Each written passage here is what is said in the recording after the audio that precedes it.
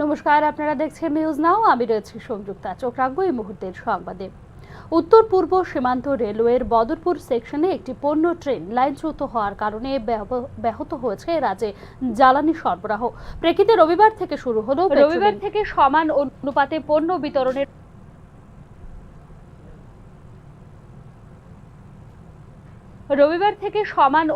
পণ্য বিতরণের ব্যবস্থার অধীনে পেট্রোলের রেশনিং শুরু করেছে ত্রিপুরা রাজ্য খাদ্য দপ্তর। উত্তর পূর্ব সীমান্ত রেলওয়ে লামডিং এবং বদরপুর সেকশনের মধ্যে পণ্য ট্রেন লাইনচ্যুত হওয়ার কারণে রাজ্যে জ্বালানি সরবরাহ ব্যাহত হওয়ায় এই সিদ্ধান্ত নিয়েছে রাজ্য সরকার। রবিবার থেকে চালু হওয়া এই রেশনিং ব্যবস্থায় দ্বিচক্র যান মালিকরা পাবেন প্রতিদিন 200 টাকার পেট্রোল, যেখানে 3 চাকার যানবাহন মালিকরা পাবেন 400 টাকার পেট্রোল। এক্ষেত্রে 4 চাকার যানবাহনগুলো পাবে 1000 টাকার পেট্রোল। 31 অক্টোবর লামডিং এবং বদরপুর সেকশনের মধ্যে জ্বালানি বহনকারী একটি পণ্যবাহী ট্রেনের ট্যাঙ্কার লাইনচ্যুত হওয়ার কারণে প্রায় 5 কিলোমিটার ট্র্যাক উপড়ে যায়, যা প্রভাবিত করে ত্রিপুরার স্বাভাবিক জ্বালানি সরবরাহকে। তবে জ্বালানি পরিবহন বন্ধ থাকলেও এই রুটে বন্ধ নেই পরিষেবা। রেলপথ বন্ধ থাকার কারণে বর্তমানে আসামের গৌহাটি, বেতকুচি, লামডিং ও শিলচর ডিপো থেকে সড়কপথে ট্যাঙ্কার ট্রাকের মাধ্যমে রাজ্যে পেট্রোল ও ডিজেল আমদানি করছে ইন্ডিয়ান অয়েল কর্পোরেশন। 13 নভেম্বরের পর থেকে রেলপথে পেট্রোল আমদানি সম্ভব হবে বলে আশা করেছে আইওসিএল কর্তৃপক্ষ। বর্তমানে ধর্মনগরের ইন্ডিয়ান অয়েল কর্পোরেশন লিমিটেডের ডিপো সহ রাজ্যের বিভিন্ন মহকুমার পেট্রোল পাম্পগুলিতে পেট্রোলের মজুতের পরিমাণ কম থাকায় সাময়িক সময়ের জন্য চালু করা হয়েছে এই রেশনিং ব্যবস্থা।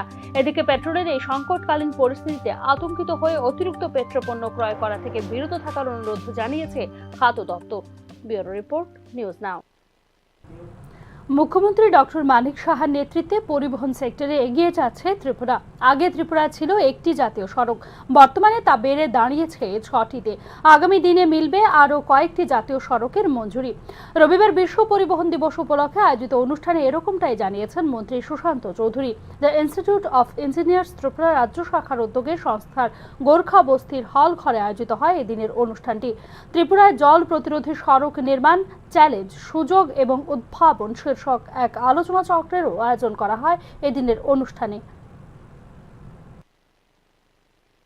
Our government, or as a whole, the state of Tripura has come across in the recent past. We all know that in a phased manner, the transportation system in the entire country, if we consider in a holistic manner, in the entire country, the transportation system have come up very significantly. We all remember when we were, in our childhood days, there were bullock carts, there were wagon transformation, then bicycle, motorbikes, motor vehicles. Now, this transportation system can be classified into various categories, like road transportation, air transportation, waterways, and also rail transportation. So, in a broad spectrum, if we consider these 3-4 transportation system, we all know, and the changes that are visible in front of all of us when it comes to our state Tripura, as well as in a holistic manner, our state, I mean our country, India is concerned.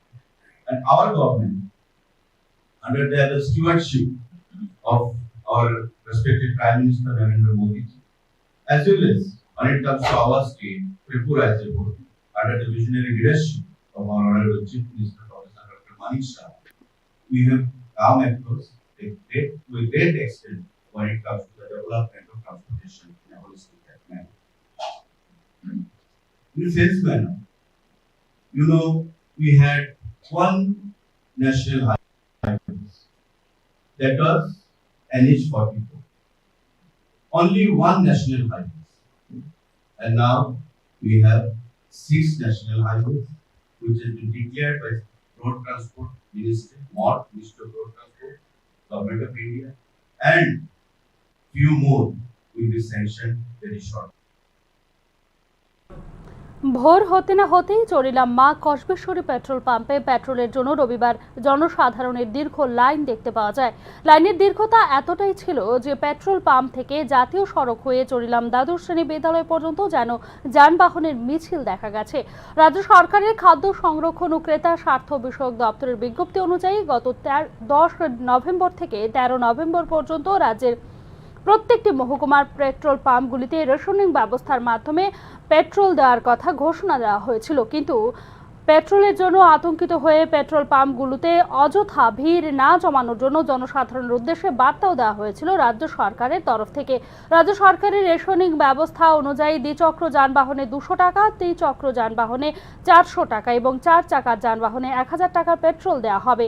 সেই অনুযায়ী যানবাহনে petrol নেওয়ার জন্য যেন প্রতিযোগিতার লাইনে দাঁড়িয়েছেন স্থানীয় জনগণ। ঘন্টার পর ঘন্টা দাঁড়িয়ে থেকে পেট্রোল নিতে পেরে যেন স্বস্তির নিঃশ্বাস ফেলছেন ক্রেতা সাধারণ।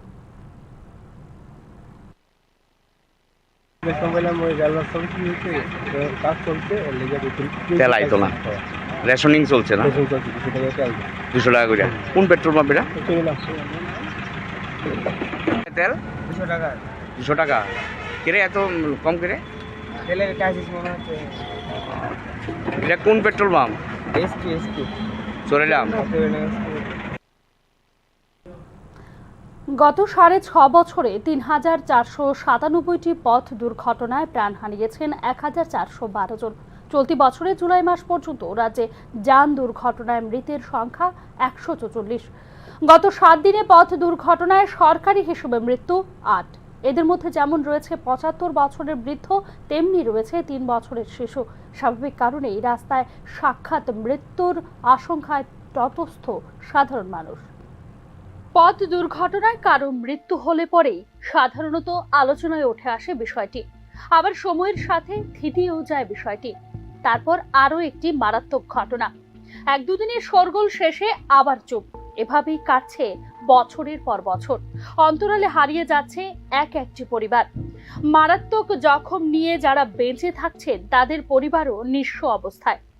থানা, পুলিশ ইত্যাদি হাঁপা সেরে মৃত্যুর ফলে কোনো কোনো পরিবার হয়তোবা বিমার টাকা পেয়ে যাচ্ছেন, কিন্তু এতে করে কি ক্ষত মিলিয়ে যাচ্ছে? প্রশ্ন তা নিয়ে অনেক পরিবার সে সুযোগ থেকেও বঞ্চিত হচ্ছে নানা জটিলতায়। ঘাতক যান কোনো প্রভাবশালী ব্যক্তির হলে তা আড়ালের চেষ্টা চলছে নানা কৌশলে।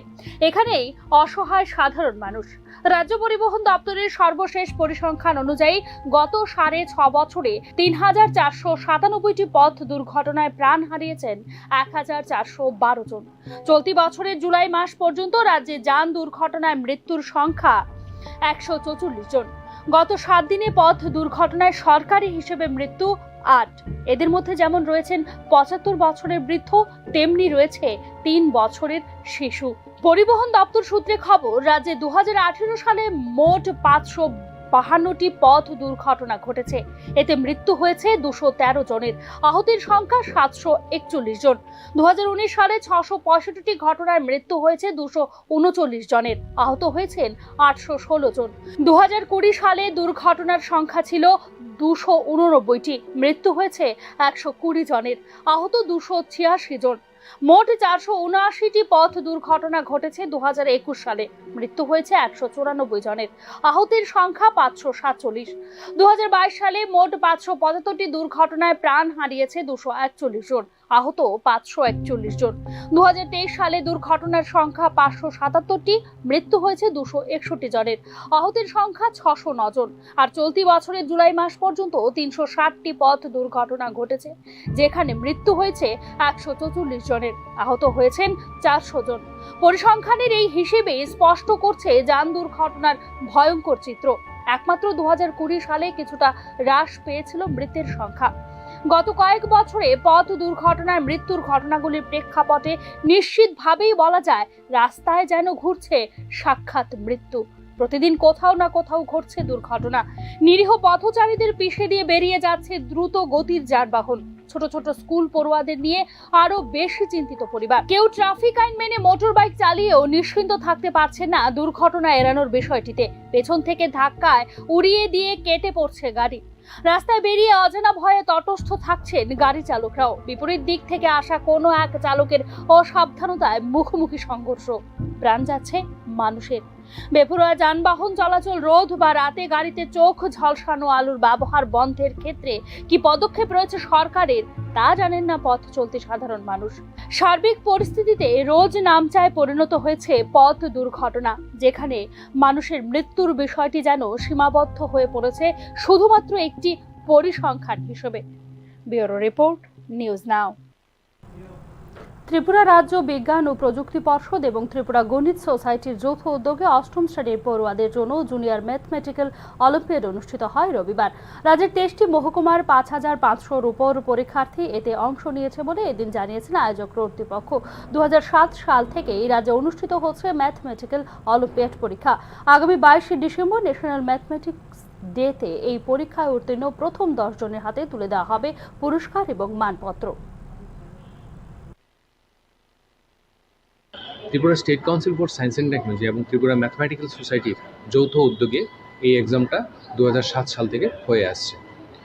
এই পর্যন্ত আমরা যতটুকু খবর পেয়েছি, এক্সাক্ট ফিগারটা এখনও আসেনি, 23টা সাব ডিভিশনে সর্বমোট 6,500-এর মতো ছাত্রছাত্রীরা এনরোল করেছে পরীক্ষা দেওয়ার জন্য, এবং অ্যাকচুয়ালি পরীক্ষায় যতটুকু আমরা এই পর্যন্ত জানতে পারছি 5,500-র উপরে ছাত্রছাত্রীরা এই পরীক্ষায় বসেছে আজকের দিনে।